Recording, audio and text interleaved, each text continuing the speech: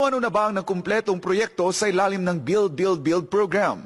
Sa kasalukuyan ay natapos na ang 212 airport projects, 446 seaport projects, 10,376 flood mitigation structures, 26,494 kilometers na mga kalsada at 5,555 na mga tulay sa buong bansa.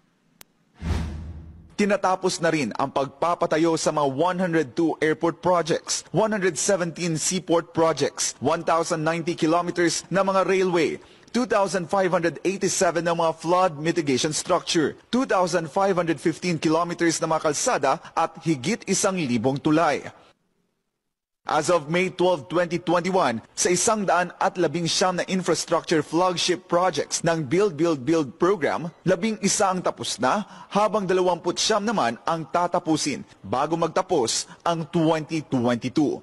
Habang nasa 51 proyekto naman ang tatapusin sa taong 2023 at sa mga susunod na taon. Nasa 28 naman ang pipeline projects o mga proyektong ito-turn over at ipagpapatuloy na lang ng susunod na administrasyon tulad ng Bataan-Cavite Link Bridge.